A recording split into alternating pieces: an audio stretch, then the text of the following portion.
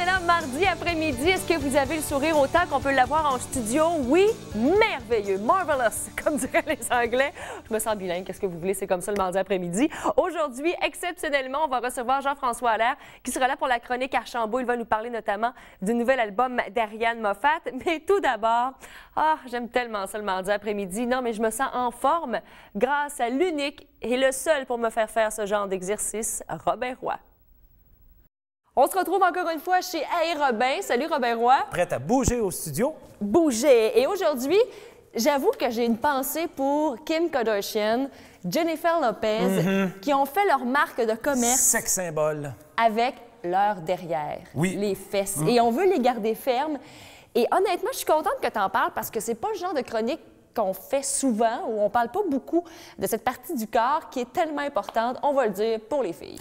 Bien, c'est sûr que c'est un groupe musculaire, les fessiers, et il faut apprendre à les faire bouger. Alors, c'est sûr que dans un premier temps, on veut quand même faire du cardio dans notre semaine de 2, 3, 4 séances de 30 à 60 minutes pour brûler l'excédent de calories qui va faire en sorte qu'on va en avoir moins un peu partout et faire des exercices musculaires qui vont recruter autant le haut et le bas du corps pour augmenter notre métabolisme, qui va faire en sorte qu'on va aller puiser encore plus dans nos réserves adipeuses. Ceci étant dit, attaquons-nous maintenant nos fessiers. Quand je dis faites-les bouger, c'est parce qu'on passe la majeure partie de notre journée assis.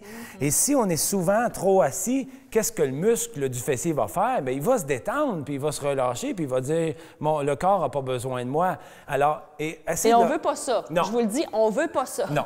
Premier truc que j'aimerais que vous essayiez quand vous êtes au bureau, levez-vous, mais touchez vos fessiers. Juste une fois, assurez-vous qu'il n'y a personne alentour pour que vous sentiez que, oui, et c'est vraiment le muscle du fessier le plus important lorsqu'on se soulève, lorsqu'on se lève. Alors, vous allez dire, waouh, à chaque fois que je me lève, mes fessiers se contractent. Alors, premier exercice, c'est aussi simple que de s'asseoir et de se relever à chaque fois. Alors, on ne dira pas que c'est difficile. Non. Puis, n'ayez pas peur d'appuyer vos fesses sur le banc puis de les recruter au complet à chaque fois. Alors, ça, le premier exercice, c'est vraiment le plus simple. Deuxièmement, on peut s'appuyer contre un mur et éloigner, juste pour dire la jambe derrière. Alors, c'est ce qu'on appelle l'extension de la hanche où on va aller recruter le fessier à chaque fois qu'on le fait. Il y a certaines personnes qui appellent cet exercice la brésilienne. Parce que ça donne des fesses à la brésilienne. Ça va donner des fesses à la brésilienne. Oui, mais tu es allé au Brésil, justement. Oui. On va te poser la question parce que semble-t-il que les plus belles femmes au monde, c'est à Rio de Janeiro, là où il y a beaucoup de chirurgie esthétique aussi, d'entraînement. Quand même, mais ils s'exhibent. C'est ça l'affaire. Plus que nous. Bon, bien ici, c'est sûr, on a des habits de skidoo. À moins 30. Mais peut-être que vous êtes belle en dessous des habits de skidoo, on ne sait pas. Et là, le deuxième mouvement, c'est d'aller un peu plus haut avec notre genou pour aller recruter encore plus de fibres musculaires que de juste rester comme ça. Et le troisième, c'est vraiment d'aller chercher encore plus de fibres. On peut changer de jambe à chaque fois. Alors, on fait un squat avant pour aller chercher les cuisses en plus. Alors maintenant, on va le faire à quatre pattes. Le mouvement que tout le monde connaît, c'est un mouvement qui est très classique. Alors, je pousse une jambe derrière et je peux en faire 15. Toujours 15 de chiffres magiques de chaque côté. Ensuite, ce que je peux faire, c'est descendre et monter. Vous voyez, c'est un peu le même mouvement que quand j'étais debout. J'éloigne la jambe vers l'arrière. Et dernier exercice, je vais te faire étendre sur le dos, ma chère Catherine, pour tes fessiers. Moi, c'est toujours Catherine, étends-toi sur le dos, fais dodo. Ou sur le ventre ou sur le dos. C'est les plus faciles, oui, c'est ça. Alors, tu vas soulever tes fessiers vers le haut et tu vas redescendre tes fessiers vers le bas. Alors, on contracte les fessiers et ça, c'est bien parce qu'on a le haut du corps bien appuyé au sol. Tu peux soulever tes orteils. Juste tes orteils du sol. Tu vois, ça change un peu la donne. On le sent plus, oui. On le sent plus, exactement. Un petit peu plus difficile. Si on veut augmenter la difficulté, tu vas placer un talon sur ton genou. Tu vas venir placer. Voilà. Et là, tu continues. Refais la même chose. Là, on a juste une fesse. Oui. Qui a juste un pied qui nous soutient. Alors, c'est un peu plus difficile. Et encore, on va terminer avec le plus difficile. Tu vas étendre une jambe devant et tu vas continuer à monter. Là, ça devient très difficile. Alors, tu vois, tu peux relâcher.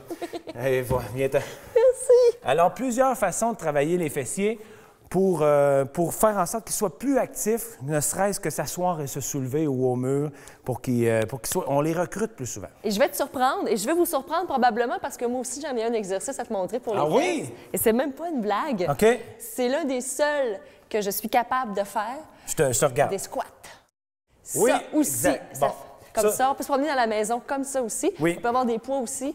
Et voilà. Il y a les gens qui l'appellent souvent aussi la fente, une fente avant. Alors, ça. oui, parce que quand tu remontes, tu contractes tes fessiers, c'est automatique. C'est un peu le même mouvement que se relever d'une chaise, il faut une jambe à la fois. Non, c'est parfait. Je suis fière, Ouais, hein? ouais, Regarde le visage de fierté ouais, ici. Hein? Merci beaucoup. Ouais. iRobin.net pour avoir plus de détails sur les chroniques de notre ami Robert Roy, ses DVD, les séances d'entraînement également. Alors, je te fais un namasté à la semaine prochaine. On va faire du yoga la semaine prochaine. Non, mais c'est vrai, il n'y a pas seulement que Robert Roy qui est capable de vous montrer des exercices.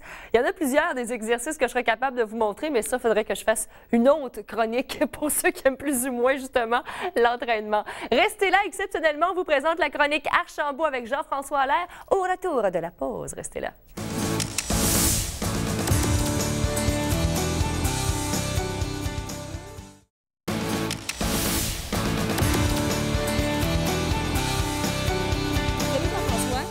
Toujours un plaisir de te rencontrer et d'ailleurs, il y a vraiment de belles nouveautés cette semaine. On commence avec probablement l'album qui était le plus attendu, Ariane Moffat. Un des plus gros albums de 2012, je te dirais, à date, surtout de l'album québécois. Mais quoi que c'est pas si québécois parce qu'elle chante en anglais aussi là-dessus. Oui. Je te dirais, là, elle maîtrise très bien les deux langues. Puis je pense que c'est le cas qu'on va peut-être la faire sortir déjà, qui est populaire en Europe aussi un peu. Mais elle va peut-être pouvoir sortir un peu aux États, un peu partout avec ça. C'est vraiment un album de qualité. Vraiment, c'est un mix parfait pour... Dans l'essence, Ariane Moffat, un mélange de pop électro, quelques pièces un peu plus planantes, un peu plus, je te dirais pas progressif, là, mais tu sais, mais ça ressemble un peu, oui. Puis c'est ça, vraiment, regarde, tout l'album s'appelle Emma, c'était inspiré d'un concept japonais que j'ai vu un peu, qui était ça, un espace entre le temps et la musique, qui est quand même très flyé à écouter, peut-être pas à jeun, des fois. Mais bref, c'est ça, un bel album d'Ariane Moffat, puis je suis sûr que, regarde, les fans vont aimer. Toujours. Mais c'est une fille qui se renouvelle, aussi, une auteure, compositeur, interprète, vraiment, oui, de grand talent, mais qui fait pas les choses à moitié. Et moi, c'est ce que j'aime dans cet artiste. Ensuite, on y va avec une autre qui est très connue dans son domaine, Pascal Picard, qui fait pas dans le même style qu'Ariane Moffat, mais quoi que ça suit une tangente parce que c'est Trauma numéro 3 et c'est Ariane Moffat qui avait fait les deux premières. Puis moi, ça avait été un de mes meilleurs albums, je te dirais, album Comfort, t'écoutes ça tranquille, chez vous, une fin de semaine de congé, là. Ça fait trop du bien, ça relaxe. Album de reprise? De reprise, exactement aussi. 10 chansons là-dessus, mais vraiment, ça sonne super bien. On y va avec un nouvel album, le premier album en 11 ans pour les Cranberries.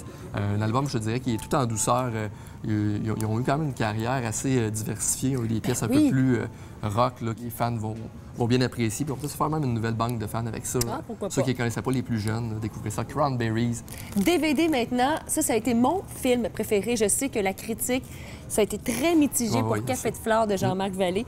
Mais moi, j'en suis sortie, là, vous dire les larmes que j'ai eues. Et c'est resté en moi, là, plusieurs heures après la projection. Juste pour le côté, tu sais, qui enveloppe le film, soit le côté musical, le côté, tu sais, les images léchées, tu sais, il y a comme deux histoires qui se passent. Une histoire qui se passe à Paris à la fin des années 69, je pense, ça se passe.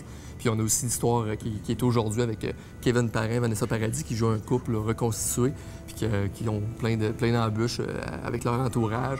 Les deux histoires vont s'entrecroiser peut-être un moment donné dans le film. On va voir qu'est-ce qui arrive. Puis c'est à la base, c'est un film un peu sur l'amour, puis c'est ça. Un peu surnaturel, quand même, des effets spéciaux, mais tu sais, quand je dis effets spéciaux, vous allez comprendre en voyant le film, des images qui reviennent aussi. Puis tout le long du film, tu te demandes où c'est que ça va en venir. Ouais, moi, honnêtement, j'avais hâte que ça finisse à la fin, parce que je me dis, crime, il me semble qu'il se passe pas grand-chose pour... mais regarde, juste pour voir la fin, ça vaut la peine d'écouter jusqu'au bout. Puis regarde, le punch, vraiment, ça nous vient ouf. Ça fait mal. C'est ça, ouf. Alors, un film ouf. Un autre un petit peu plus prévisible, je te dirais, c'est l'histoire de J. Edgar Hoover, un nouveau film de Clint Eastwood avec Leonardo DiCaprio qui, là-dedans, vraiment, est parfait, je te dirais. Il a pu gagner un Oscar pour meilleur acteur. Il est vraiment dans la peau de Edgar Hoover. Pareil, on le voit jeune et vieux. Puis je te dirais vieux, là, Leonardo maquillé. Ça sonne, il est vraiment, regarde, les maquillages sont super bien faits là-dedans. Alors, ça, c'est un peu l'histoire du directeur du FBI qui était, je pense, pendant 48 ans, qui a eu, dans le fond, le premier système d'emprunt digital. Dans le fond, il a fait beaucoup pour la justice américaine. Puis même des fois, c'était un peu trop parce qu'il allait souvent dans les renseignements personnels. T'sais, on vous espionne, le Big Brother. Là. Edgar Hoover est un petit peu là-dedans aussi, puis a tout caché, des dossiers qui sont restés secrets à sa mort. Alors, découvrez un peu le personnage. Mais comme je dis, c'est 2h30, puis il y a beaucoup de blabla. Si vous aimez pas, si vous aimez avoir de l'action, là, peut-être des un petit peu, c'est ça. Mais regarde, c'est un bon film pareil, ceux qui aiment un peu la politique, puis les choses de FBI, des intrigues policières. Découvrez ça, Edgar Hoover. Je finis avec Hugo, qui a gagné plein de prix aux derniers Oscars. Regarde, juste pour le côté, justement, côté familial, côté image, musique, et pour effets Martin spéciaux. Scorsese aussi. Martin Scorsese qui fait toujours Ouais. des super beaux films. C'est vraiment bien fait avec Ben Kingsley en plus qui est là-dedans. Alors, ça, découvrir, j'ai même pas écouté encore, on vient tout juste de la voir. Alors, Avec ta famille. je me sauve avec pour ma semaine de vacances. Oui. Puis on écoute, on vous en reparlera un moment donné. C'est vrai. Hey, bonne semaine, Ben, merci, toi Jean-François. Repose-toi bien. On se revoit bien sûr dans quoi, 2-3 semaines. Hein? Oh, on va dire. Avant Même ça. avant, Avant ouais. ça. Je vais vraiment m'ennuyer trop sinon. Ben, moi aussi. Et on va retrouver Jean-François Allaire à la chronique Archambault à l'heure habituelle, le jeudi après-midi à 13h30 cette semaine. C'est la semaine de relâche. Profitez-en bien. Plusieurs suggestions dans les informations. Allez sur notre site internet tva.canoe.ca. À tous les jours, je vais vous donner des spectacles à voir, des ateliers à faire en famille, des visites au musée, pourquoi pas. Donc, allez faire un tour sur notre site internet et nous, on se retrouve demain, 13h30, pour une autre édition de La Vie en Mauricie. Portez-vous bien. À demain. Bye!